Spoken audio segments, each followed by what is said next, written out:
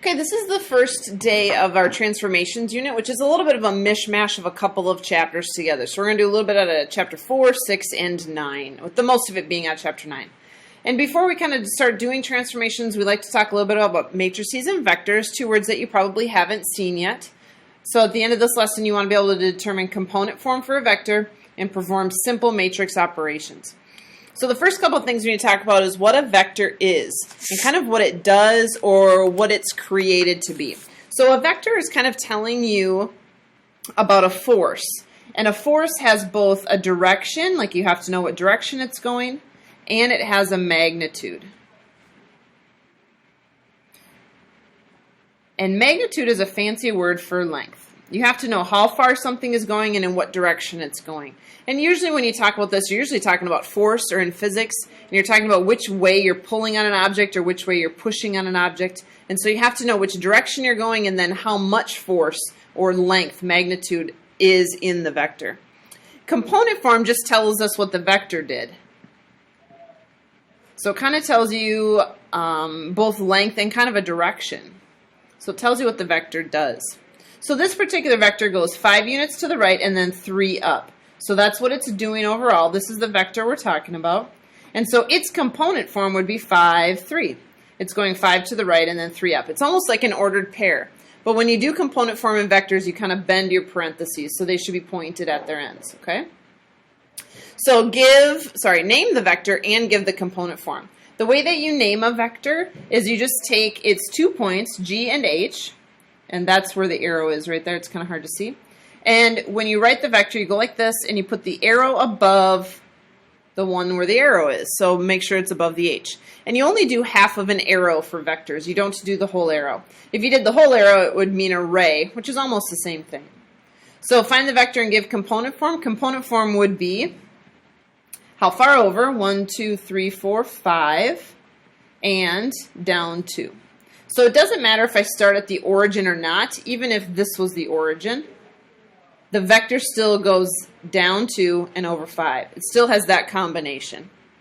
This one, the start is there, the S is where the arrow is, so this vector would be RS.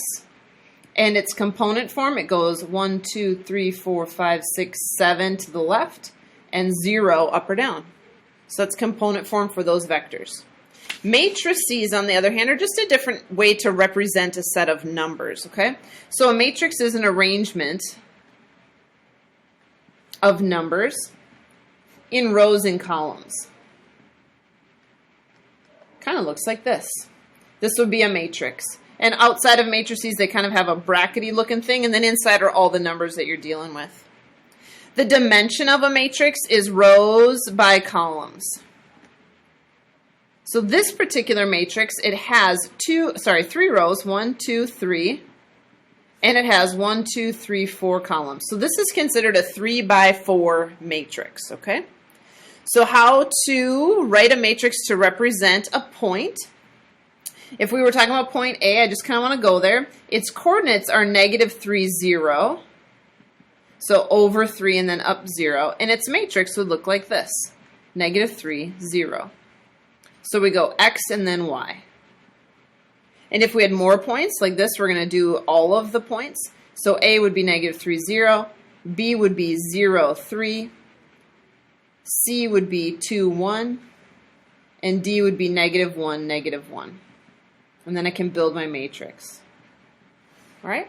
Now we're just going to practice a few operations with matrices. It's really pretty intuitive. Even if I didn't tell you how to do this, I bet you could figure it out. If I wanted to add these two matrices together, you add the same pieces in each one. So this will turn out to be 6. -3 plus 2 is -1. 6 plus 3 is 9. And -6 plus -4 is -10. So just basic addition and subtraction. Just watch and make sure that you're adding the right things together. For subtraction, you just need to watch when you have two negatives. So 1 minus 0 is 1. I'm going to run off the page here. 2 minus 9 is -7. 3 minus 8, -5. 4 minus a -7 turns out to be 3. 5 minus 6 is -11. And -6 minus -5 is -1. So just watch your negatives when you're doing subtraction, but other than that, it's pretty straightforward. Another subtraction one just to practice. 6 minus 1 is 5. Minus a negative 7 is 15. And 5 minus 0 is 5. 4 minus 4 is 0. 9 minus negative 2 is 11. And negative 1 minus 3 is negative 4. Even if you add two little ones, the same thing happens. Just as long as you add the kind of like the corresponding ones together, you should be all right. So negative 3 and 10.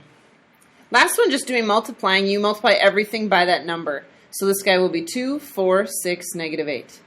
Everybody gets multiplied by negative 3, so you'll have negative 3, negative 9, 0, and 12.